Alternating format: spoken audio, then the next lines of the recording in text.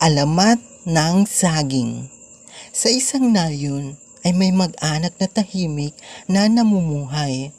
Ang lalaki ay si Mang Bino at ang babae ay si Aling Pasita. Ang kaisa-isa nilang anak ay si Tina. Lumaking maganda si Tina kaya maraming nangibig sa kanya. Ngunit mataas ang pangarap ng mga magulang para sa kaisa-isang anak. Kaya kapag mahirap na binata ang pumanghit ng ligaw sa dalaga, ay pinapakitaan ito ng masamang muka ng mag-asawa. Malimit pang pagparunggitan ang mga maralitang mangingibig na sayang lamang ang taglay na kagandahan ng kanilang anak kung ang magiging kapalaran nito ay isa lamang maralitang isang kahig, isang tuka. Kabilang sa mga naakit kay Tina ay si Rading. Makisig siyang binata. May magandang asal at may likas na kabaitan, ngunit siya ay isa lamang maralitang magsasaka, kaya't sa kabila ng mga katangian ng binata ay tutol na tutol sa kanya ang mga magulang ni Tina. Sa kabila ng pamimintas sa binata ng mga magulang ng dalaga, ay tinanggap pa rin ni Tina ang iniluluhog na pag-ibig ni Rading. Nagsumpaan silang walang magtataksil at tanging kamatayan lamang ang maaaring humadlang sa kanilang pag-iibigan. Lihim na lihim ang kanilang pagsusuyuan sa pangambang malaman ito ng mga magulang ng dalaga. Ang kagandahan ni Tina ay nakaabot sa pandinig ni Don Bruno. Siya ay naninirahan sa kabayanan at nang mabalitaan niya ang tungkol sa kagandahan ng dalaga ay ipinasya niyang pagsadyan ito sa nayon. Lulang ng magarang kotse, ang biyudong si Don Bruno ay nagtungo sa tahanan ng dalaga. Sa pamamagitan ng pagtatanong ay natunto niya ang tirahan nito. Nakipagkilala siya sa mag-anak at gayon na lamang ang pag-istima ng mag-asawang Mambino at Aling Pasita sa mayamang panauhin. Naging madalas ang pagdalaw ni Don Bruno at di nagtagal ay nagtapat ng pag-ibig sa dalaga. Tinanggihan ni Tina ang inihandog na pag-ibig nito.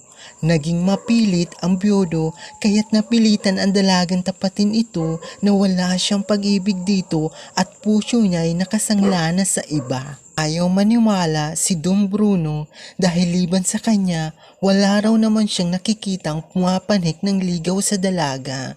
Ito ay sapagkat napakahigpit nga ng mga magulang ni Tina.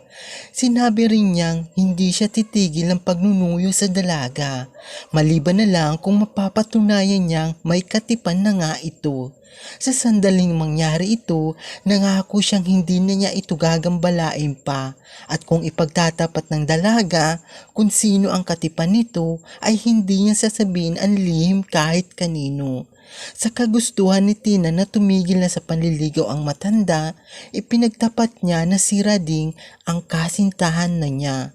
Hindi nagpahalata ng sama ng loob ang biyodo, ngunit may lihim siyang binabalak upang mapasa kanya ang dalaga. Isang araw na umalis si Tina at sumama sa kaibigan sa pamimili sa kabayanan ay kinausap ng Don ang mga magulang na dalaga.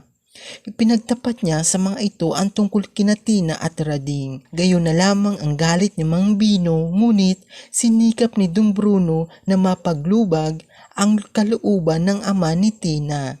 Iminungkahi niya na kung papayag ang mag-asawa ay ibig niyang makasal sila agad ni Tina. Palibhasay, mayaman, hindi tinutulan ng mga magulang ng dalaga ang plano ni Don Bruno na pagkasunduan nilang idaraos ang kasal sa lalong madaling panahon. Simula noon ay hinigpitan lalo ng mga magulang ang dalaga. Hindi na siya pinapalabas ng bahay nang walang kasama. Ang palaging kasama niya sa anumang pupuntahan ay ang kanyang ina. Ang lihim na pagkikita ni Rading at Tina ay naputol. Ay nakita niyang mag-isang umalis ng bahay si Aling Pasita. Dala nito ang basket na kinalalagyan ng pagkain ihahatid sa asawang nag-aararo sa bukid. Dati-rati kasama ang ina ang dalaga. Hindi niya ito iniwan mag-isa sa bahay sa pangambang magtungo roon ang kasintahan at makausap ang dalawa.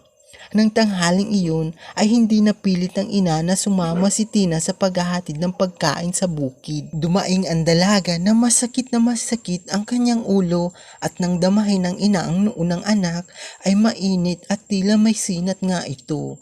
Pagkaalis ni Aling Pasita ay dali-daling tinungo ni Rading ang tahanan ng mag-anak at nagpatao po. Nang maulinigan ng dalaga ang tinig ng kasintahan, ay pinilit niyang makabangon kahit masamang-masama ang kanyang pakiramdam. Pinatuloy ni Tina ang binata at magkaharap silang naupo sa dalawang silyang na papagitnaan ng isang maliliit na mesa sa may tabi ng bintana. Sabik na nagkamustahan ang magkasintahang matagal-tagal ding di nagkita. Palibhasay noon lamang muling nagkita, hindi matapos-tapos ang pagbabalitaan ng dalawa. Libang na libang sila sa pag-uusap at hindi na nila pansin ang kapaligiran. Hindi nila namalayan ang pagdating ng humahangos na si Mang Bino, kasunod ang mahabol na asawa. May nakapagbalita pala kay Mang Bino sa bukid na nasa kanilang bahay si Rading kaya't napasugod nag-uwi ang matandang lalaki. Galit na galit ang ama ni Tina pakakita sa dalawang nag-uusap sa tabi ng bintana. Hawak ang matalim na gulok ay biglang sinugod ng matandang lalaki si Rading at biglang tinaga ang kamay ng binata na nagkataong nakalawit sa bintana. Palibhasay, mababa ang bahay ng mag-anak kaya nakuhang abutin ng Bino ang kamay ng binata. Putol ang kamay ni Rading at bumagsak sa lupa. Napatili si Tina at nawalan ng malay tao nang makita ang pangyayari. Sapu ang dugo ang bisig ay tumakbong pauwi ang binata. Kaagad siyang isinugod sa kabayanan upang dalhin sa pagamutan doon. Subalit sa daan pa lamang ay nalagutan na ng hininga ang binata dahil sa dami ng dugong nawala sa kanyang katawan. Ang kabayanan ay lubhang malayo sa kanilang nayo. Nang magkamalay si Tina ay nasa loob na siya ng sariling silid. Ang namulatan niya sa kanyang tabi ay ang kanyang ina. Itinanong niya rito si Rading at ang kanyang ama. Napahagulhol siya ng panangis nang malaman niyang ang binata ay hindi na umabot sa pagamutan at ang kanyang ama naman ay dinala ng mga may kapangyarihan. Nagpumilit siyang bumangon at hindi napigil ng ina sa paglabas ng bahay. Tinungo niya ang lugar na kinabagsakan ng kamay ni Rading at buong pagmamahal na niyakap ang putol na kamay. Ibinaon niya ang kamay sa kanyang halamanan at sa umaga't hapon, sa araw-araw na ginawa ng Diyos, ay nahaplos-haplos niya ang lupang nakatabon sa kamay ng minamahal habang lumuluwang sinasambit ang Rading, Rading. Hindi nagtagal at may tumubong halaman sa puok na yun at nang mamunga ay katulad ng mga daliri ng kamay ni Rading. Kumalat ang balita sa nayong yun at naging paksa ng usapan ang kamay ni Rading. Tinawag ng mga tao ang bunga ng naturang halaman na kamay ni Rading. Nang lumaon ay ipinasya nilang tawaging itong saging. Anong aral ang ating natutunan sa kwentong ito? Mata pobre ay walang mabuting maidudulot kanino man. Kung ang iyong anak ay umibig man sa dukha, maaaring ito ay may dahilan. Kausapin ng masinsinang anak dahil wala namang bagay na hindi nakukuha sa mabuting usapan. Gayon din naman sa mga anak, iwasan maglihim sa mga magulang upang maiwasan ang gulo sa pamilya. Huwag maging mapilit lalo na sa pag-ibig. Kung ayaw sa iyo ng taong iyong minamahal, respetuhin ito at huwag nang ipilit ang iyong sarili.